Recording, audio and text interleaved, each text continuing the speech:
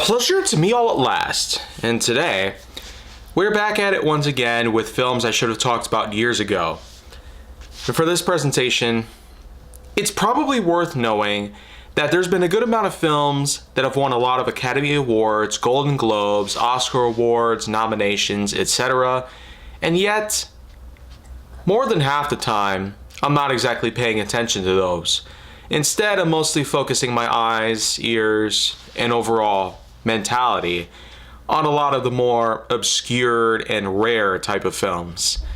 Of course, I had talked about Blackula, which wasn't entirely taboo because nowadays with the internet, we have been able to get a lot of attention focused specifically on some of these other films. Ones that are lesser known and particularly part of the set that makes you feel like it's a whole new world worth exploring. But one such case that won a lot of awards and a lot of potential over the years, Rain Man, is something that I had seen once again, pretty recently actually. So a lot of the details still do bounce around in my head pretty well. But overall, what I will say is that since I have seen this a few times actually, I'm probably more than ready to finally make a video about it. This is of course one of the first ever iterations of how autism spectrum disorder truly is brought onto the world in a bit of a unique way. In a sense, you have two brothers whom are on a road trip to the state of California, all the way from Ohio. And the reason being is because, well, at first, we are first introduced to Tom Cruise, who is known by the name of Charlie. Now, Charlie, of course, works in the automotive department selling cars, but he eventually is given a letter stating that his father had passed away. And as a result, he is to meet up with his attorney. Many personnel of which that he knew over the years. Charlie, of course, is introduced to his father's old will. A set of flowers, as well as a vintage car, are all given to him as gifts from beyond the grave. And as for all the money he accumulated, well, it's all going to a so-called anonymous source. And Charlie is in fact rather intrigued because millions of dollars that his father had over the years is something that he felt like he would actually want. And it's not only that, but there happens to be a problem going on with his business. And so you could say that part of the money he wants for himself. So this so-called self-entitlement does allow him to go on a quest that leads him all the way up to a source in Cincinnati. You see, basically at some point, he is able to come across a mental health institution, upon which he finds out the source of this $3 million payout is going on into funding the care and well-being of his older brother, Raymond Babbitt. Yeah, so on top of the money being given out all to his brother, it's apparently to fund the rest of his life that he intends to live in this mental health institute. He, of course, does have himself a special friend that, of course, lets Charlie know about certain conditions and certain rules that he must follow in order to keep Raymond in line, such as watching People's Court and Wheel of Fortune at certain times of the day, every day, no matter what. Of course, there's also a bookshelf in which Raymond gets a bit finicky about, and Charlie eventually finds out that there are certain reactions that are rather embarrassing to him. But we know that Raymond, played by the one and only Dustin Hoffman, in one of his most iconic roles of all time, we know he couldn't help it. In character, of course, Hoffman was able to convey autism spectrum disorder in a pretty incredible way. It's so real that it's hard to truly imagine. Now, I don't quite know if Hoffman himself has autism or anything else in that sort, but anybody can let me know in the comments below if that's actually the case. Anyways, though, what eventually happens is that Charlie ends up taking Raymond out of the institution and proceeding to go to the airport. Yeah, so before he does this, though, he meets up with a lady and they go into a hotel room in which Raymond goes over to the TV and interrupts their little night in the bedroom. All because he has no idea how to work it and tune it to Wheel of Fortune. But thankfully that problem is fixed, but not before the woman leaves. Yeah, so on top of having a brother that's supposedly dysfunctional, according to her, it's just incredible the fact that Raymond practically had everything all laid out for him. And to make matters worse for Charlie, though, the following morning when they go into a restaurant to get some breakfast, the thing is that there are certain things that are actually laid out for Raymond that are apparently missing. Yeah, so every day he is supposed to have certain utensils and shakers and a number of different things, even toothpicks, all laid out for him. But since they're all missing, it's a bit of a problem. And Charlie is kind of fed up. Apart from what happened last night, this is just something that he's pretty stressed out about. Oh, but it gets even better from here, though, because a phone eventually is picked up. Charlie answers. And apparently, the institution found out about Raymond being missing. So, the manager and Charlie's talk it out together. And this is apparently sort of like a hostage situation. If Charlie doesn't get his share of the $3 million, then Raymond will not be heading back to the institution. And more importantly, though, Charlie does need to make his way back to California in order to reunite with his business partners. But, like I said, the airport is actually where the biggest turning point comes around. The true spectrum of the autism disorder that Raymond's inflicted with is really shown in this scene. Because they're at the airport, waiting for their plane. Charlie eventually takes Raymond to the gates, and when Raymond sees what's outside, he realizes they're at an airport. As if that wasn't obvious enough. Oh, but of course, it gets even more spicy from here because Raymond goes on to talk about all sorts of different crashes that happened. American Airlines, United, Delta, all that stuff. But apparently he goes on to state that Qantas Air, an Australian-based airline, has not had an accident.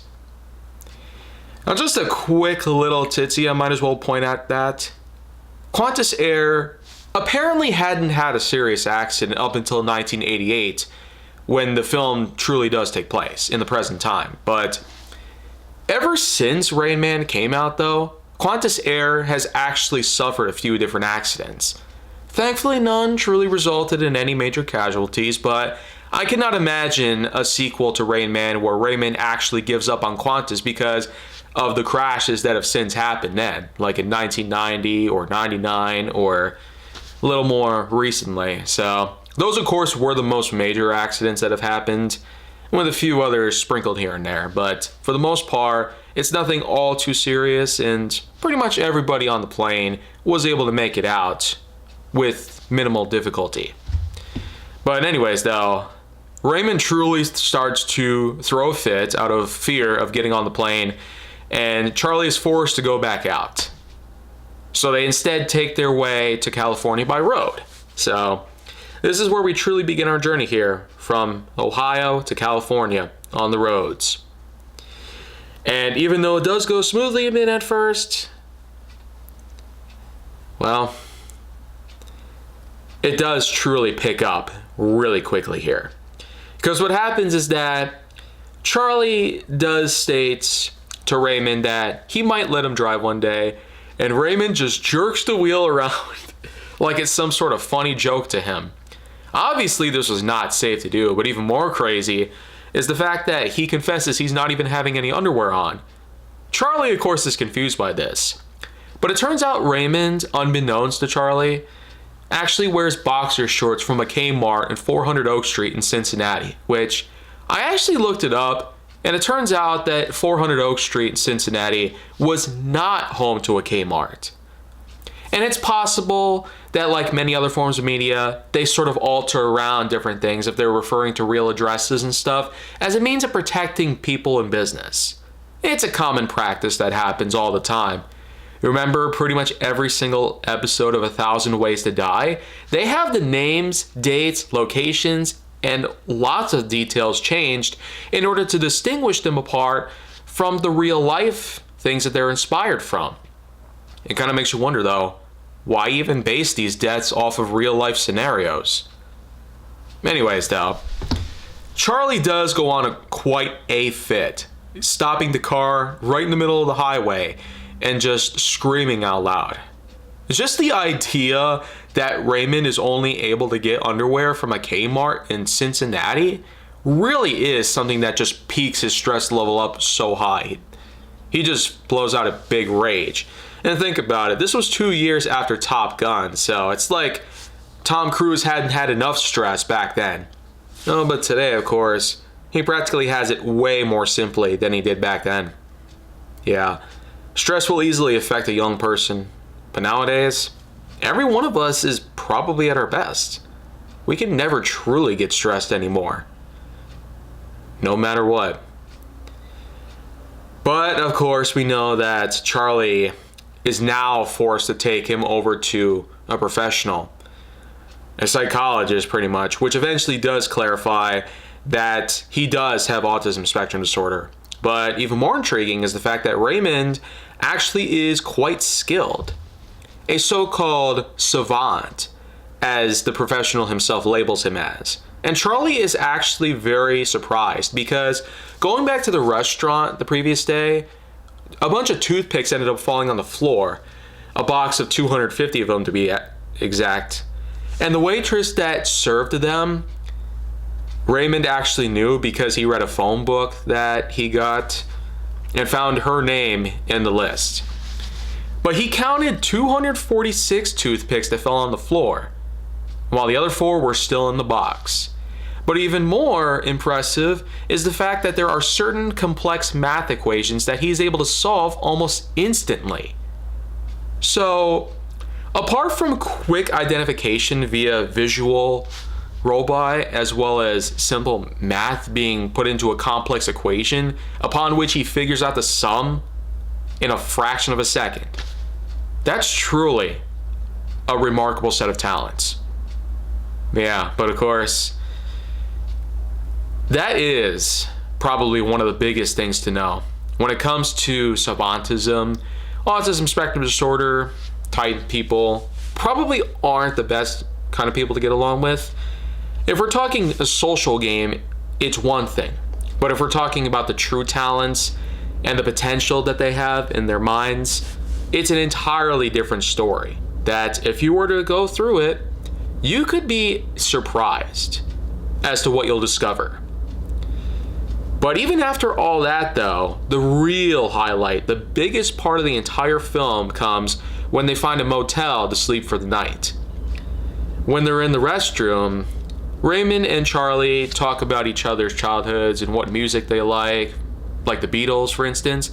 But it really comes up nice and high. When Charlie turns on the water for the bathtub, Raymond sees it and starts screaming really loudly. Scary bath, yeah. When Charlie turns it off, he learns that Raymond had actually put Charlie into a very hot set of water. Yeah, no joke. As a baby, Raymond accidentally got his brother burned. His arm was dunked into some hot water, and he ended up getting in a lot of trouble for that. So you could say it was like a really bad case of PTSD that flared up as soon as the hot water was turned on in that restroom in 1988, many years after Charlie was born. So this is truly where we get to see Charlie come to a full realization that in spite of his mentality, his own older brother Raymond is somebody whom has come to know about him so well. And it's this point where Charlie just understands everything about his own brother. The following day, of course, and a lot of time that has passed, does eventually take on Las Vegas, Nevada. It's around this point in which that we not only get to see some gambling take place, but it's also where we get to see Raymond try to have a date, and eventually Charlie teaches him how to dance in their fancy hotel room. Because it does turn out that in addition to math and counting toothpicks on the floor, he also is pretty skilled at gambling. So Raymond is able to give him and Charlie a nice room, some suits, and of course Charlie offers him some dancing lessons. And when he does them really well, he proceeds to tug him, but oh man, that sets him off again. So think about it. In this film, we've had a few different freakouts occur due to Raymond's ASD. So that's something that nobody should ever have to take lightly, because kind of noises like that can be pretty disturbing. But of course, Charlie is still willing to accept this. In spite of how he felt about it earlier, he understands that his own brother is somebody whom is to be admired about, at the very least. And even if he doesn't know him this well, he of course will know him a lot better later on. Because after Las Vegas comes and goes, Sin City's left behind, they eventually find themselves a home, and eventually a bit of a smoke alarm problem. But then once the people of the institution of Ohio come around to formulate an agreement with Charlie to settle this problem once and for all and get Raymond back, well, Charlie lets them know that it's not exactly about the money anymore. It was more about understanding his brother. This sort of journey that they had on the road for several days up until reaching California was more about self-discovery, understanding for each other, and realization about who each other are. This was a film that truly showcased a level of adventure unlike anything else. Road trip films are relatively common even to this day. A few other examples I know over the years will include Raising Arizona, RV, the National Lampoon's Vacation, and who could forget Disney Pixar's Cars. Although that wasn't entirely road trip based. But we did get a pretty long scene about Lightning McQueen being on a road trip. Oh, but we can't forget about Due Date. That was another film I had talked about, however, so if you want to check out that episode of films I should have talked about years ago, then you may do so. But finally, Charlie gets one last chance to talk to Raymond before they board a train, Amtrak, going all the way back to Ohio. After all, since Raymond is still not a fan of planes, they instead ride on trains. Now that's brilliant. As we know, air travel is incredibly expensive, unreliable, and can be quite the pain. As opposed to driving on the road, which would take a lot longer and might be similar in cost, but you could still get a little more benefit. But for real, let's ride on trains for life. You could probably spend a fraction of the cost for airplane tickets, even round trip. And more so, you have a lot of amenities. I mean, good seats, good utilities and electronics to work with. Not to mention a lot of views, social time you might spend with fellow passengers and crew. And of course, the stops that they make along the lines that they travel, Amtrak especially, does a lot for you. In any other case though, Rain Man was certainly one of the biggest films of the 1980s. And if it wasn't the biggest of all time, then it sure still ranks up pretty high. And for my assessment, being that I watched it 3 times in the last several years, I will happily induct this in a pretty high rating of my own. Because of the awards that it won, especially with Dustin Hoffman having this as one of his biggest roles, especially after 1979's Kramer vs. Kramer, as well as a few others here and there. Not to mention many more that he would star in over the years after Rain Man. I'm more than happy to put this film up at a good 8.8 out of 10.1. So 88. I'd say that balances itself out pretty well. In any other case though, thank you guys for watching this piece, and I will make sure to see you guys in the next installment of Films I Should Have Talked About Years Ago.